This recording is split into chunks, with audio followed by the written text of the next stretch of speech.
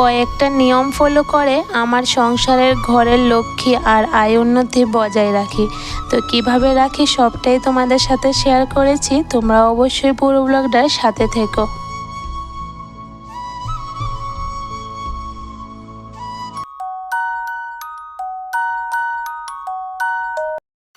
রাধে রাধে বন্ধুরা, good morning. কেমন আছো তোমরা সবাই?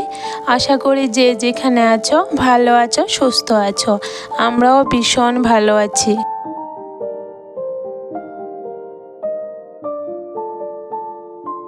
আজকের দিনটা হলো মঙ্গলবার। তো ঘুম থেকে উঠে গেলাম অনেকটাই ভোরে, কারণ ছেলেটার তো স্কুল শুরু হয়ে গেছে। এখন আর লেট করে উঠতে পারি না, ভোরে কিন্তু উঠে যেতে হয়।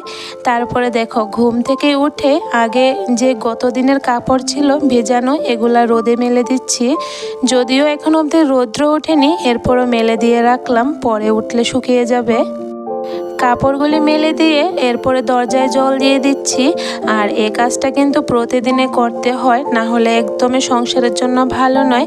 আর এখানে দেখো পিঁপড়ে কতগুলো উঠেছে জানো তো মাটির নিচ থেকে। আর আমার মেয়েটার জুতোগুলির যে নিচের জায়গাটা অনেকটা জায়গা খেয়ে নিয়েছে।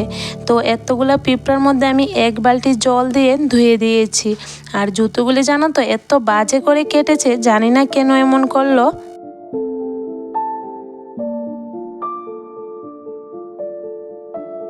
বাইরের বাসি কাজগুলি শেষ করে এখন চলে আসলাম রান্নাঘরে। তো এখন তো স্কুল শুরু হয়ে গেছে ছেলেটার, তার জন্য কিন্তু সকাল সকাল রান্নাঘরে অনেকগুলা কাজ থাকে আমার। তো দেখো প্রথমে ছেলেটার জন্য টিফিন বানিয়ে নিলাম গুলা রুটি আর সাথে ডিম অমলেট। এরপরে নিজের জন্য 2টা গুলা রুটি বানিয়ে নিচ্ছি। তো এখানে দেখছি সাপ্লাইও এসে গেছে, তো সাপ্লাই জলটাও তুলে নিলাম।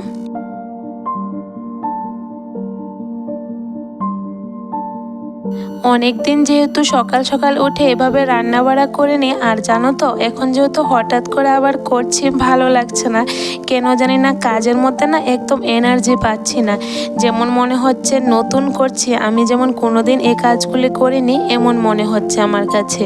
এই যে কয়েকটা দিন গ্যাপ পড়ে গেছে ছেলেটার এক্সামের পরে, বেড়ানিতে গেলাম, এরপর স্কুলও বন্ধ ছিল। তো এখন যেহেতু হঠাৎ করে আবার স্কুলটা শুরু হলো না, সব কিছু আগের মতন রুটিন ওয়াইজ কাজ চলছে। আস্তে আস্তে আবার প্রতিদিন সকালবেলা এই কাজগুলি করতে করতে আবার একটা অভ্যেস হয়ে যাবে। কয়েকটা দিন না করে তো অভ্যেসটা চলে গিয়েছিল। তারপরে দেখো চা টিফিন খেয়ে বাইরে গিয়ে কাপড়গুলি ভিজিয়ে রাখলাম, প্রথমে অনেকগুলা কাপড়। আর এখন যেহেতু চৈত্র মাস, আমাদের বাঙালিদের ঘরে কিন্তু একটু ধোয়াফালি বেশিই থাকে। তো আমি তো সব কিছু কাপড় একসাথে ধুয়ে দিতে পারবো না, তো অল্প অল্প করে কিন্তু কাপড়গুলি ধুয়ে দিচ্ছি।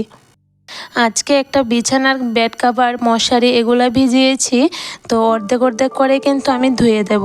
তারপরে দেখো এই সবজিটা চেনো কিনা দেখো তো বন্ধুরা, তোমরা যদি এই সবজিটার নাম জানো তাহলে অবশ্যই কিন্তু কমেন্টে জানিও। আর এটা যদি তোমরা কেউ খেয়ে থাকো বা কিভাবে খাও অবশ্যই আমাকে জানিও। তবে আমার কিন্তু ভীষণ প্রিয়, তা আমাদের ঘরে আমরা সবাই পছন্দ করি। তবে এই সবজিটা খেলে না একটু গ্যাসের সমস্যা হয়, তার জন্য বেশি একটা আনি না। তো আমি যেহেতু শনিবারে বাজারে গিয়েছিলাম, বাবার পাপা তো আসতে পারেনি, তখন আমি এই সবজিটা হঠাৎ আমার চোখে পড়লো। তারপরে সাথে সাথে কিনে নিয়ে আসলাম। ঘরে মাছের মাথা ছিল, মাছের মাথা দিয়ে খেতে কিন্তু দারুণ হয়। তো দেখো ঘরে বসে তো কাটতে পারবো না, কারণ আমার লক্ষ্মী সোনা মেয়েটা দুষ্টমনি করবে, তার জন্য বাইরে বসে কাটছি। তো এখানে দেখো টুমটুম করে আমি এই সবজিটাকে কেটে নিলাম। আর হ্যাঁ, এই সবজিটার নাম আমরা বলি মাটির আলু। আর এই আলুটা জানো তো আমার বাবার বাড়িতে না অনেক বড় করে হয়, মাটির নিচ থেকে আমার বাবা অনেক বড় আলু তুলে, তারপরে কিন্তু আমার বাড়িতে আবার যত আত্মীয় স্বজন আছে সবার বাড়িতেই দেয়। তো এবারে তো আর বাবুরা আসতে পারেনি, ওদের বাড়িতে একটু কাজের চাপ ছিল, তার জন্য আর আনো হলো না। তো বাজারে যখন গেলাম হঠাৎ যখন চোখে পড়লো আমার বাবার বাড়ির কথা মনে পড়ে গেল। তো সাথে সাথে 1 কেজি আলু কিনে নিয়ে আনলাম।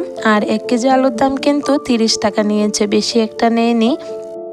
আজকে রান্না করে মন মতন খাবো। তো দেখো প্রথমে আলুগুলিকে ছোট ছোট করে কেটে এরপর একটু ভাপ দিয়ে নিয়েছি। বেশি কিন্তু জলে সিদ্ধ করবে না, কারণ আলুগুলি না অনেকটা নরম, গলে যাবে, আর গলে গেলে তরকারিটা খেতে কিন্তু ভালো লাগবে না। তো একটুখানি ভাপ দিয়েছি, তাহলে লুটটা চলে যায়, একটা পিছল পিছল ভাব থাকে, এ ভাবটা চলে যায়। তারপরে দেখো আমি জিরে সম্বার দিয়েছি, আর পেঁয়াজ বাটা, কাঁচা লঙ্কা আর আদা, জিরে, ধনে সব কিছু বাটা করে একসাথে মশলা দিয়েছি। তারপর আলুগুলি দিয়ে ভালো করে কষিয়ে মাছের মাথাগুলি দিয়ে দিলাম।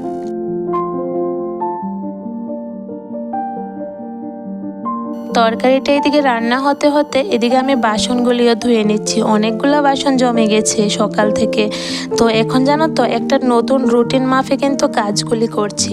ভাবলাম এলোমেলো করে কাজ করে কোনো লাভ নেই, এরপরে জানো তো ভাতও খেতে পাই না, রান্না হয় না টাইম মতো।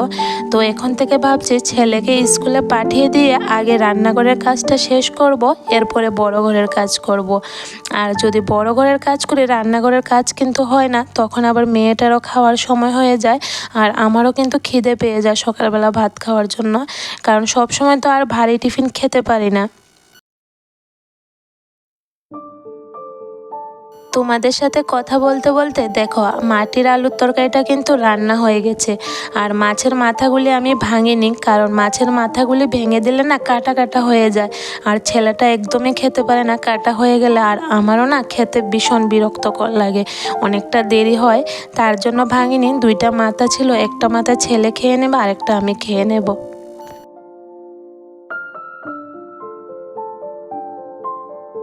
আজকে কিন্তু সকাল সকাল রান্নাঘরের সব কাজ কমপ্লিট করে নিয়েছি। দেখো চুলা চাটিও মোছা হয়ে গেছে, শুধু রান্নাঘরটা মোছা হয়নি, এটা একটু পরে মুছবো। তো দেখলাম সাপ্লাই স্পিডটা এখনও আছে ভালোই, ভাবলাম আগে কাপড়গুলো ধুয়ে দিই, এরপরে বাকি কাজগুলি আবার করব। মানে যে কাজগুলি আগে করলে ভালো হবে এ কাজগুলি কিন্তু আমি প্রথমে করিনি। এভাবে কিন্তু একটু বুদ্ধি করে আমাদের গৃহিণীদের কিন্তু কাজগুলি করতে হয়।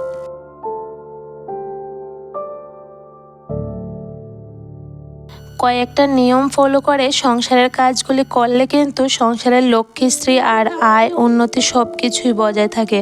যেমন দেখো ঘুম থেকে উঠে সকালবেলা দরজায় জল দেওয়া, এটা কিন্তু খুব নিয়মের মধ্যে পড়ে, কারণ বাসি দরজার মধ্যে আমরা কোনো দিকে যাওয়াটা কিন্তু একদম শুভ হয় না। তো যতই কাজ থাকুক, যতই দেরি হোক, প্রথমে কিন্তু দরজায় জল দিতে হয়, যেটা আমি সব সময় করি। তারপরে দেখো চুলা চাটিগুলো তো রাতের বেলায় মুছে রাখি, সকালে আর মুছতে হয় না। তারপরে এমনিতে একটু খালি ন্যাকড়া দিয়ে মুছে আমি কিন্তু রান্নাটা বসিয়ে দিই, কারণ ছেলেটা তো স্কুলে যাবে। তারপরে কিন্তু রান্নাঘরটাও রান্না শেষে একদম পরিষ্কার করে নিই। আর রান্না শেষে যদি রান্নাঘর পরিষ্কার না করি লক্ষ্মীশ্রী কিন্তু একদমই বজায় থাকে না। তো আমি যতদিনে পারি, মানে একটু সময় পেলেও হাতে, কিন্তু আমি রান্নাঘরটা পরিষ্কার করে নিই রান্না শেষে। রান্নাঘর পরিষ্কার করে রাখলে কিন্তু লক্ষ্মীশ্রী সবসময় বজায় থাকে, এটা আমি মনে করি। তার জন্য কিন্তু আমি সবসময় রান্নাঘর দেখবে পরিষ্কার করে রাখি।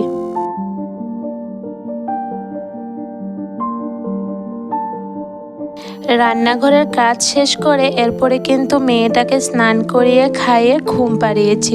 তো এখন অনেকটা বেলা হয়ে গেছে, এখন ধরলাম বেডরুমের কাজে। তো সকালবেলা তো একটুখানি ঝাড় দিয়েছি বাসি ঘরটা, কারণ বাসি ঘরে তো ছেলেটা স্কুলে যাবে না, তার জন্য দিলাম। তো এখন ভালো করে কোনাকানি মেরে ঘরটা ঝাড় দিচ্ছি, আর একটু মুছেও নেব। কেন জানো তো, গতকাল না মেয়েটা বমি করেছে ঘরের মধ্যে। তো বমিটা মানে মুছেছি, এরপরও না ভালো লাগছে না, সাথে সাথে মুছে নিলাম। এরপরও ভাবলাম আজকে আর একটু ভালো করে ঘরটা মুছে নেব। মেয়েটা জানো তো কয়েকটা দিন ধরে শরীরটা একটু খারাপ যাচ্ছে, অনেকটা কাশি হয়েছে, আর কফও জমে গেছে। কফের জন্য একদমই খেতে পারছে না, যেটাই খেতে যায় বমি করে দেয়, প্রত্যেকটা বেলা খেতে গেলে জানো তো ও বমি করে দেয়। এত একটা অসুবিধা হচ্ছে কি বলবো, কিছুই খেতে পারছে না। তো কি আর করব, যতদিন এই বুকের মধ্যে কফটা থাকবে ও কিন্তু এভাবে বমি করবে, আর বমির সাথে কিন্তু অনেকগুলা কফ বের হয়ে যায়।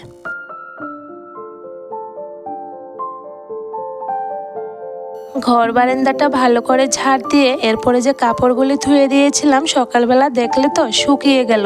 সকাল সকাল ধোয়ার কারণ হলো এটা যে কাপড় খুব তাড়াতাড়ি শুকিয়ে যায় আর কাজও কিন্তু অনেকটা এগিয়ে যায়। তো কাপড়গুলিও তুলে নিলাম, এখন ঘরটা মুছে নিচ্ছি। ঘর মুছতে মুছতে আমার ছোট্ট সোনা মেয়েটা ঘুম থেকে উঠে গেছে, আমাকে ডাকছে মা মা করে। তারপর আর কি ওকে নামালাম বিছানা থেকে, আর দেখো রান্নাঘরে দাঁড় করিয়ে বারান্দাটা মুছছি। আমার মেয়েটা সজাগ থাকলে কিন্তু আমি ঘর বারান্দা মুছি না, কারণ পিছল খেয়ে পড়ে যাবে। তবে আজকে তো ঘরটা মোছা হয়ে গেছে, বারান্দাটা না মুছলে আবার ভালো লাগবে না, তার জন্য কিন্তু একটু করে মুছে আনলাম। তারপরে দেখো এখানে সিঁড়িতেও জল দিয়ে দিলাম বেশি করে। আর এখন তো অনেকটা পরিমাণে গরম পড়ছে, সিঁড়ি মুছতে হয় না, জল দিয়ে দিলে কিন্তু শুকিয়ে যায়। তো দেখো উঠোনটাও ভালো করে ঝাড় দিয়ে দিচ্ছি।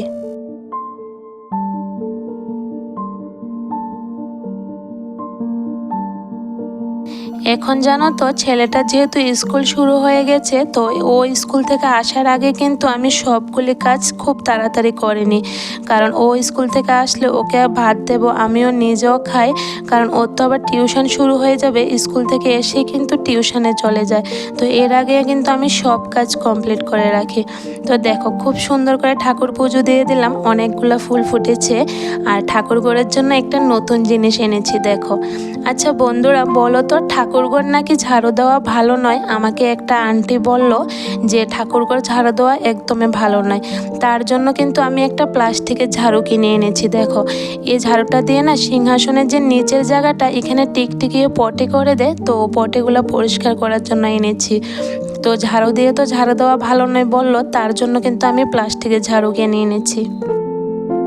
তোমরা জানলে অবশ্যই আমাকে কমেন্টে জানিও তো বন্ধুরা, যে এই নিয়মটা আছে কি না, ঝাড়ু দিয়ে ঠাকুরঘর ঝাড় দেওয়া যায় না। তার জন্যই কিন্তু আমি প্লাস্টিকের ঝাড়ু আনলাম।